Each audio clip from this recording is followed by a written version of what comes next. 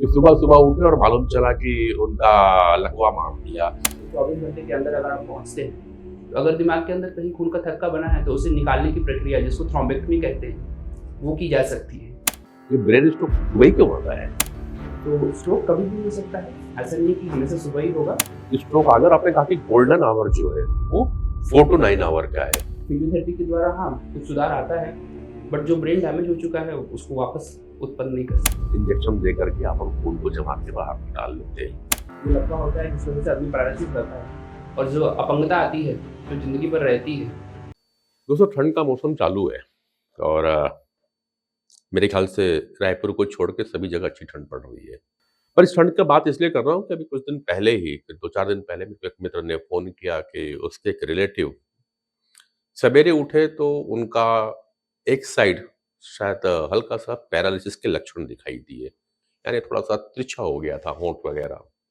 ठंड में ये केसेस बड़े आम चाल पे आ जाती हैं, ख़ास करके वे लोग जिनको कि ब्लड प्रेशर की बीमारी होती है। डॉक्टरों से बात करने पे मालूम चला कि उस पर्टिकुलर व्यक्ति को ब्रेन स्ट्रोक हुआ था। तो ब्रेन स्ट्रोक ठंड में क्यों ज़्यादा होता है? ब्रेन स्ट्रोक आने के पहले कुछ प्रिकॉशन या आ गया है तो तत्काल में क्या करना चाहिए? इन सारे विषयों पे मेरा मन किया कि प्रश्न किया जाए, तो मैं आ गया हूँ श्री बालाजी हॉस्पिटल पे। बालाजी के हॉस्पिटल कई वीडियोज़ आप मेरे देख चुके हैं और इसलिए भी बालाजी में ज़्यादा बात करता हूँ कि खासियत ये है कि मात्र ₹100 की ओपीडी एक बार और 365 दिनों में आप बार-बार आकर के यहाँ के जो कंसल्टेंट हैं, उनसे अपने हेल्थ के बारे में बातचीत कर सकते हैं, जो आपकी परेशानियाँ हैं। खैर, फिलहाल मैं बात करूँगा अभी कि ब्रेन स्ट्रोक आ जाए और क्यों आता है, इसके ऊपर में। तो मैं आया हूँ डॉक्टर पीयूष कुमार के चैम्बर में, जो कि इंटरवेंशनल न्यूरोलॉजिस्ट हैं। साहब, मैंने न्यूरोलॉजी सुनी थी कि न्यूरो सर्जन होते हैं, न्यूरोलॉजिस्ट होते हैं। ये इंटरवेंशनल न्यूरोलॉजी क्या जरूरत है? जो इंटरवेंशनल न्यूरोलॉजिस्ट होते हैं, इनकी क्या आवश्यकता है, क्या रोल है? इंटरवेंशनल न्यूरोलॉजी एक नई ब्रांच है। इसमें जो दिमाग के अंदर हम मिनिमली इन्वेसिव तरीके से, मतलब बिना किसी चीर-फाड़ के, दिमाग के ब्लड वेसल्स होते हैं, उसमें जाके हम जो भी इंटरवेंशंस होते हैं उनको करते हैं। जैसे कार्डियोलॉजिस्ट आपको हार्ट के में स्टेंट डालना, हार्ट में अगर कुछ क्लॉट हुआ तो उसको निकालने वाली प्रक्रिया करते हैं। उसी तरह से ये ब्रांच ऐसी है जिसमें अगर दिमाग में अगर कहीं लकवा हो जाता है या खून के कोई थक्के बन जाते हैं तो उनको निकालने की प्रक्रिया। दिमाग में अगर कोई नसों में कुछ व्याधि हो जाती है, कुछ पतलापन आ जाता है जिससे खून का फ्लो कम होता है, तो उनको फिर स्टेंट डाल के ठीक करने की प्रक्रिया। या दिमाग में अगर कोई गुब्बारे, खून के गुब्बारे बन जाते हैं जो फटने की वजह से ब्रेन हेमरेज होता है, तो उन गुब्बारों को बिना चीर-फाड़ किए हुए मिनिमली इन्वेसिव तरीके से एक पिन होल से, मतलब रक्त की धमनियों द्वारा अंदर जाके उनको भर सकते हैं। इंटरवेंशनल न्यूरोलॉजी एक नया ब्रांच है जिसमें कि सर्जरी की आवश्यकता नहीं पड़ती है। ये ब्रेन स्ट्रोक जो हमने चर्चा की, और अब आप अंदर आने के पहले मैं बात ही कर रहा था कि ब्रेन स्ट्रोक में केसेस आते हैं और खास करके इस विंटर सीजन में कि अचानक सवेरे उठो। खासकर ये बड़ा जो मेरा अपना, मैं कितना सही मुझे नहीं मालूम, मगर ये है कि ये सारा एपिसोड सुबह ही होता है कि सुबह सुबह उठे और मालूम चला कि उनका लकवा मार दिया या हाफ लकवा हो गया, कुछ विशेष अंग या होंठ तिरछे हो गए, ये मिलते हैं। और डॉक्टर कहते हैं, जब मेडिक पूछे तो बोले इन्हें ब्रेन स्ट्रोक आया था। ये ब्रेन स्ट्रोक सुबह ही क्यों होता है? ये ब्रेन स्ट्रोक ऐसी एक बीमारी है जो कि बहुत ही इमरजेंसी है। इसको WHO ने इसको ब्रेन स्ट्रोक को पता करने के लिए उन्होंने एक निमोनिक बताया है, बी फास्ट बोलते हैं। बी फास्ट, तो उसमें जो बी होता है उसका मतलब होता है बैलेंस। मतलब अगर आपको चलने उलने में चक्कर आने लग गए, आपकी चाल में अचानक से बदलाव हुआ। ई का मतलब होता है आई। आपको अगर अचानक से धुंधलापन आ गया या दिखने में तकलीफ हो रही है। एफ से होता है फेस, अगर फेस पे टेढ़ापन हो गया। ए से होता है आर्म वीकनेस या लेग वीकनेस, मतलब हाथ पैरों में कोई कमजोरी। और एस से होता है स्पीच, जिसमें कि चेंज, बोलने की जो व्याधि है उसमें कुछ बदलाव हो गया। तो ये बी फास्ट में अगर कोई भी सिम्टम्स आपको अचानक से होते हैं तो आपको मतलब तुरंत आपको किसी न किसी मेडिकल फैसिलिटी से कांटेक्ट करना होता है। ये इमरजेंसी इसलिए है क्योंकि इसमें जो होती है कि खून, दिमाग के अंदर खून के थक्के जम जाते हैं, तो उसकी वजह से क्या होता है, दिमाग में डैमेज चालू हो जाता है। आप जितनी जल्दी इस प्रक्रिया को ठीक करेंगे, जितनी जल्दी इसका ट्रीटमेंट लेंगे, उतना अच्छा सुधार होता है। आज के डेट में अगर आप मुझसे पूछे तो आज के इंडिया में सबसे second most common cause of death जो होता है स्ट्रोक है आफ्टर कार्डियक इलनेस। ये बूढ़ों में ही नहीं, यंग पर्सन में भी देखा गया है। और अगर आप बोले कि जो लकवा होता है जिसकी वजह से आदमी पैरालिसिस हो जाता है और जो अपंगता आती है जो ज़िंदगी भर रहती है, तो one of the most common cause of disability आज के टाइम में वो स्ट्रोक है। तो अनफॉर्चुनेटली आप हार्ट को चेंज कर सकते हैं, हार्ट ट्रांसप्लांट है आपके पास, लिवर ख़राब हो गया तो लिवर को चेंज कर सकते हैं, बट अनफॉर्चुनेटली ब्रेन को आप एक बार अगर उसमें इंजरी हो गई तो रिवर्स नहीं कर सकते हैं। तो इसीलिए ये बहुत ही इंपॉर्टेंट है कि आप इसके सिम्टम्स को समझिए। हालांकि इसमें कोई दर्द नहीं होता है। जब किसी को हार्ट अटैक होता है तो दर्द होता है, घबराहट हो जाती है, तुरंत आदमी भाग के हॉस्पिटल के पास पहुंचता है, लेकिन ब्रेन स्ट्रोक में ऐसा होता नहीं है। तो कई बार आदमी को समझ में नहीं आता कि क्या हुआ है, कमजोरी को समझते समझते ही समय निकल जाता है। तो इसमें एक गोल्डन आवर है 4.5 से 8 घंटे 9 घंटे तक, जिसमें अगर आप पहुंचते हैं हॉस्पिटल में और आपको लकवा है तो उसमें ठीक करने के लिए उसके लिए इंजेक्शंस रहते हैं जिसको थ्रोम्बोलाइसिस बोलते हैं, जो खून के थक्के को बुला सकते हैं। और एक दिन के अंदर मतलब 24 घंटे के अंदर अगर आप पहुंचते हैं तो अगर दिमाग के अंदर कहीं खून का थक्का बना है तो उसे निकालने की प्रक्रिया जिसको थ्रोम्बेक्टमी कहते हैं वो की जा सकती है। तो इसीलिए इस व्याधि को जानना बहुत ज़रूरी है।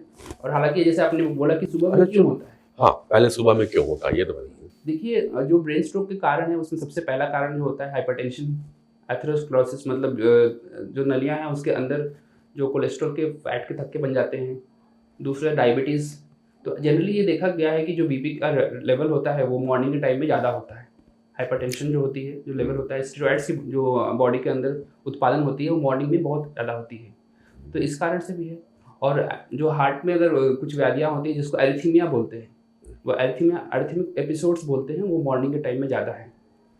तो स्ट्रोक कभी भी हो सकता है, ऐसा नहीं है कि हमेशा सुबह ही होगा, बट हाँ 1/3 से ज़्यादा केसेस में ये देखा गया है कि मॉर्निंग में ही होता है। मेजॉरिटी जो केसेस है वो मॉर्निंग में देखा गया है कि मॉर्निंग में ज़्यादा स्ट्रोक्स आते हैं, बाकी तो कभी किसी भी टाइम आ सकते हैं। एक डाटा था जो, अरे जैसे कि स्ट्रोक आ गया और आपने कहा कि गोल्डन आवर जो है वो 4 to 9 आवर का है, उस समय आ जाए और मान लो लेट हो गया तब।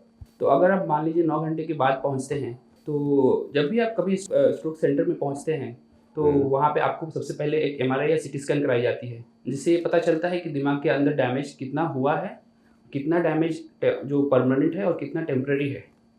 तो अगर किसी डैमेज को हम रिवर्स कर सकते हैं तो उसका नाम उन्होंने रखा है पेनम्ब्रा, मतलब जिसको बचाया जा सकता है।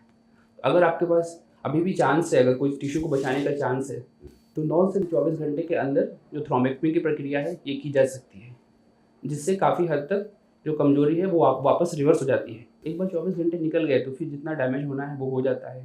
इनफैक्ट उसके बाद फिर आपको टैबलेट्स पे रखना पड़ता है। फिजियोथेरेपी के द्वारा हाँ कुछ सुधार आता है, बट जो ब्रेन डैमेज हो चुका है उसको वापस उत्पन्न नहीं कर सकते। राइट, मतलब 4 to 9 एक आवर जो है वो सामान्य लोगों के पास भी चला जाता है, बट 9 से 24 घंटा है जो स्पेशल आप लोग का डिपार्टमेंट है। 9 से 24 नहीं, आप बोल सकते हैं कि स्टार्टिंग से हाँ। बिल्कुल, आप जितनी जल्दी आते हैं, अगर खून के बड़े थक्के कोई बड़ी नली भी बंद हो गए हैं, जो खून बुलाने के इंजेक्शन है, थ्रोम्बोलाइसिस के इंजेक्शन वो देंगे तो भी शायद ना हो पाए। तो उस टाइम पे अगर और जितनी जल्दी आते हैं, 3 घंटे में आ गए, कोई 2 घंटे में आ गए, चलो तो फिर जैसे कि वो तो खून जम गया है ब्रेन की अलग अलग टिश्यू पे कहीं खून जम गया है, जिसको कि इंजेक्शन दे करके अपन खून को जमा के बाहर निकाल लेते हैं। 9 से अगर 24 घंटे के बीच का जो समय आ रहा है उस समय तो वो खून और थिकनेस हो गया होगा, जो कि शायद हाँ तो शायद वो इंजेक्शन से बाहर ना आए। तो फिर आप लोग क्या करते हो? तो फिर हम क्या करते हैं कि एक मिनिमली इन्वेसिव तरीके से पैर की नस में या हाथ की नस में एक छोटा सा पिनहोल रक्त की ध्वनियों के द्वारा अंदर जाके, एक स्टेंट होता है, स्टेंट मतलब जाली जैसी रहती है चीज़, जिससे हम खून के थक्के को पकड़ लेते हैं और फिर उन्हीं नलियों के द्वारा उसे बाहर निकाल देते हैं। तो जो सर्कुलेशन, जो खून की प्राप्ति बंद हो गई थी दिमाग को, वो वापस स्टार्ट हो जाती है। तो अगर पेनम्ब्रा कुछ टिश्यू ऐसा है जिसको बचाया जा सकता है तो वो वापस रीजनरेट हो जाता है, मतलब एक तरह से आप ब्रेन को बचा रहे हैं। ठीक है, ये बताना है कुछ पहले यही हो जाए कि उसको ऐसे खून के थक्के ही न जमे, एम्बुलाई बने ही ना, बिल्कुल। तो उसके पहले आप लोग क्या करते हो? कुछ ऐसा सजेशन भी है क्या? जैसे क्वेश्चन इसलिए है कि जिसको ब्लड प्रेशर है तो यानी वो तो हाई पॉइंट पे है, हाई रिस्क पे है कि आने वाले समय में उसको कभी भी स्ट्रोक आ सकता है, और खासकर ठंड के मौसम पे है। तो उधर क्या बोलते हैं जो आप लोग टेस्ट कर रहे हैं और इंटेंसिव केयर कर रहे हैं, तो उतना देर इंतजार क्या करें, उसके पहले आप लोग को सजेशन करते हैं, अगर मान लो हम्म, क्योंकि बालाजी इतना बढ़िया सुविधा दे रहा है कि मात्र 100 रुपए की पर्ची कटानी है एक बार, और फिर वो साल भर आकर के डॉक्टरों से मुलाकात करके अपनी बीमारियों के बारे में डिस्कस कर सकता है। तो पहले काउंसलिंग क्या होती है? देखिए बहुत इंपॉर्टेंट स्टेटमेंट है, prevention is better than cure. कई बार सुना होगा आपने, बट बहुत इंपॉर्टेंट है। सो इतना सब स्ट्रोक ना हो, ये सब ना हो, इसके लिए सबसे इंपॉर्टेंट चीज़ है कि आपकी लाइफस्टाइल हेल्दी रहे। 8 hours of sleep, stress free life, daily exercise कम से कम 30 मिनट सुबह शाम। बीपी का खास ध्यान रखना है आपको। बीपी जो होती है 130 से नीचे रहनी चाहिए। शुगर का लेवल जो HbA1c के थ्रू होता है 6.5 पॉइंट से नीचे होना चाहिए। और कोलेस्ट्रॉल की जो मात्रा है बॉडी में वो जितनी कम हो सके उतनी कम रहनी चाहिए। तो ये सब चीज़ें आपको मतलब करते रहनी चाहिए।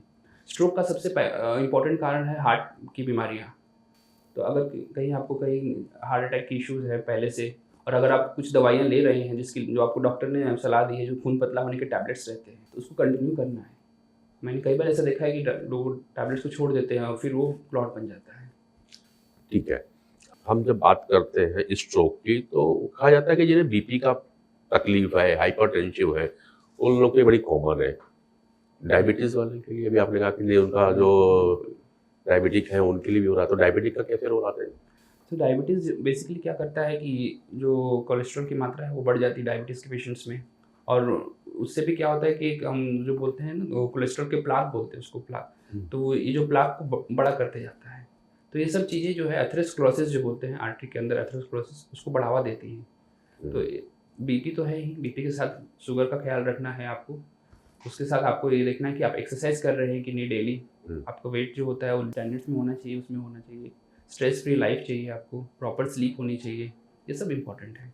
अच्छा, मैं एक चीज़ और पूछूं जिसमें मैं विशेष तौर पे बात करता रहता हूँ, ये है नशा। क्योंकि जब सवेरे की बात हो रही है और एक बड़ा शौक होता है लोगों को सुबह उठ करके सिगरेट के कस लगाना, तो क्या स्ट्रोक और सिगरेट के कस का कोई रिलेशन? आई थिंक इसका डायरेक्ट रिलेशन है। तो आप जो आदमी स्मोकिंग करते हैं या कुछ एडिक्शंस, जैसे कि हमने देखा है कि यंग पेशेंट्स में कोकेन जो खाते हैं, तो उसकी वजह से इसलिए भी ये प्रश्न किया कि मैं कुछ दिन पहले, मुझे याद है, जो मेरे पास एक व्हाट्सएप आया था अपने ही फैमिली की, तो उसकी एज लगभग 32-33 के आसपास हुई होगी, और उसको सीवियर ब्रेन स्ट्रोक हुआ था और वन साइड तक बॉडी पैरालाइज हुई थी। अभी भी वो थेरेपी पे ही चल रहे हैं। तो ये जानने की कोशिश किया कि बहुत उनकी हिस्ट्री हाइपरटेंशन की नहीं थी, 30 ईयर्स में तो बहुत। हाइपरटेंशन हिस्ट्री, उसके बाद में ब्रेन स्ट्रोक का आना। अब इस पे मैं प्रश्न, तो यंग पेशेंट्स में काफ़ी कॉमन है कि कोई नशे की वजह से ऐसा स्ट्रोक होता है। और इनफैक्ट जो निकोटीन होती है या कोकेन होती है वो डायरेक्टली वैसोस्पाज़म करते हैं। तो मतलब वो वैसोस्पाज़म मतलब वेसल्स को पतला करते हैं, सिकोड़ देती है, तो वो एक डायरेक्ट कॉज है स्ट्रोक के। ओके, तो भाई पहला चीज़ ये है कि आपको अस्पताल के चक्कर न लगाने पड़े ज़्यादा, तो आप अपने लाइफस्टाइल सुधार के रखिए। 8 घंटे की प्रॉपर नींद आपको होनी चाहिए। कोशिश की है कि अर्ली मॉर्निंग उठने की कोशिश करें, थोड़ी बहुत एक्सरसाइज करें। नहीं जा सकते हैं दौड़ने, भागने, घूमने, तो घर पे ही आधे घंटे आप आपके घर में सीढ़ी होती है, 4-5 सीढ़ी तो रहेगी ही रहेगी, उसी में चल लीजिए आप 10 मिनट के लिए, तो आपकी एक्सरसाइज हो जाएगी। थोड़ा सा शरीर को हिला डुला लीजिए, ये काफ़ी कुछ है। और बन जाए तो थोड़ा सा मेडिटेशन कर लीजिए, ये कॉमन है, हर कोई बोल रहा है कि 5-10 मिनट का ध्यान बहुत जरूरी है। खैर, उसके बाद भी आपसे नहीं होता है और आपको अस्पताल आना है, तो मैं आपको बोलता हूँ कि बालाजी अस्पताल में आप 100 रुपए का एक बार का रजिस्ट्रेशन शुल्क पे करिए, और आपको ऐसे सुपर स्पेशलिस्ट डॉक्टर मिल जाएंगे जो आपको प्रॉपर गाइडेंस देंगे, प्रॉपर केयर बता देंगे करने के लिए।